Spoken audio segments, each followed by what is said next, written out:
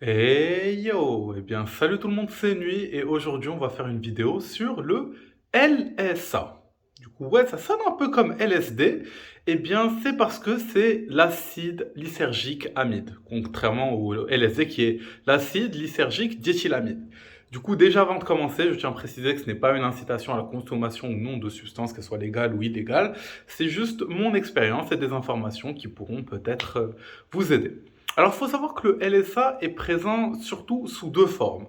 Du coup, c'est des graines, soit des graines toutes petites qu'on appelle les Morning Glory. Pour avoir une dose, il faut manger plusieurs centaines de graines, soit les HBW, Hawaiian Baby Wood Rose. Et dans ce cas-là, un trip constituerait en quelques graines, voire une dizaine de graines pour une expérience un peu plus forte.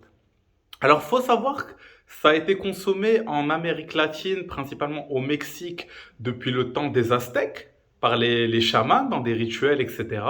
Du coup, quand les conquistadors ils se sont pointés, ils ont dit oui, vous êtes un peu en train de prier le diable, et ils les ont pas trop laissé continuer tranquillement.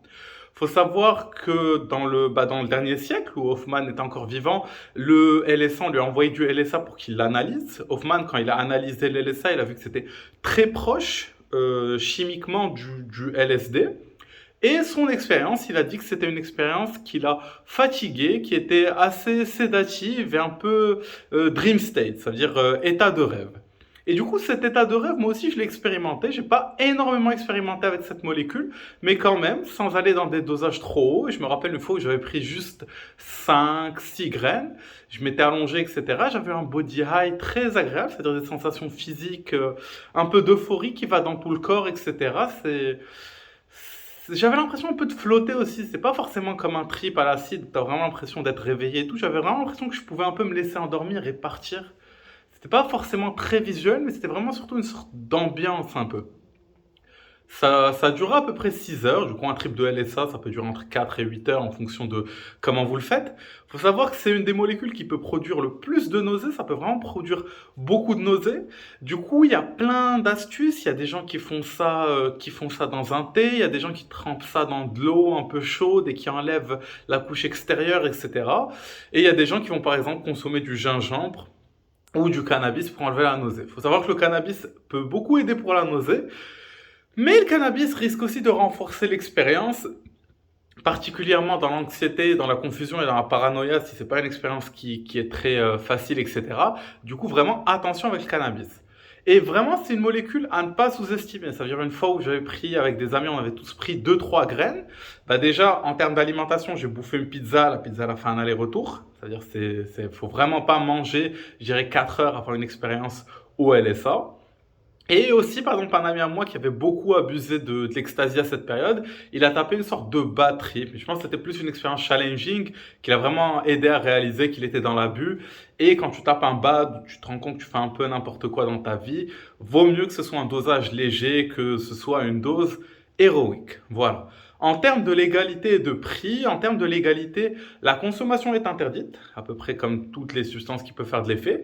Mais la possession et l'entretien, ça veut dire au final c'est des graines, ça donne une fleur au final, c'est pas illégal. Voilà. Faut savoir que moi aussi j'ai rien fait d'illégal du tout. C'est-à-dire je suis pas venu, je les ai mis dans ma bouche. C'est des entités que j'ai croisées sous Salvia il y a des années, ils viennent, je pose les trucs, je ferme les yeux et ils me les mettent dans la bouche. Oui, voilà.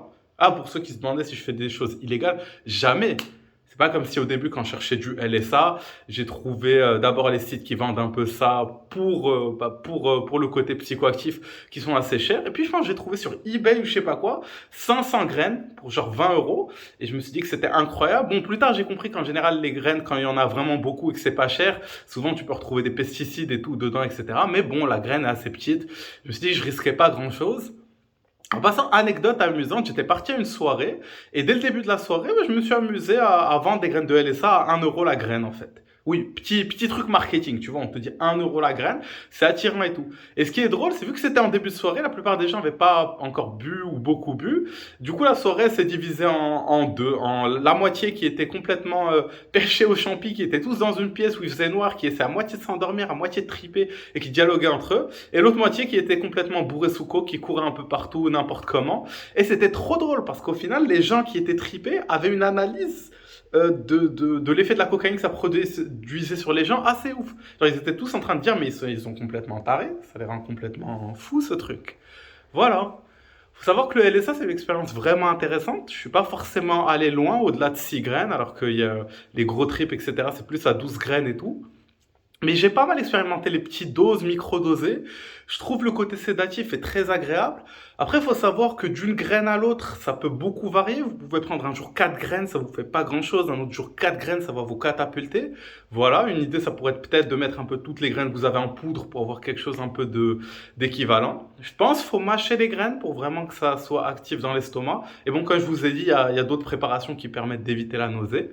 Et aussi, il faut savoir que c'est pas juste le LSA qui fait l'effet.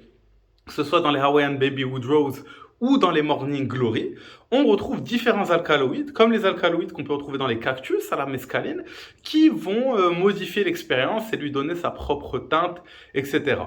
Et voilà, ça c'est quelque chose qui est vraiment intéressant parce que la mescaline extraite ne va pas avoir le même effet que le cactus lui-même. C'est un peu comme la 5-MeO-DMT entre naturel et celle du crabe. Voilà, voilà les amis, bah, je pense que je vous ai un petit peu tout dit sur le LSA, en tout cas par rapport aux informations que j'avais. Je vous laisse juste ici des vidéos. Du coup, voilà, si ça peut vous intéresser, je vous invite à vous abonner, activer la cloche pour rien rater, à laisser des commentaires si vous avez des questions à me poser sur ça. Et je suis disponible dans le lien Discord dans la description. Hasta la vista.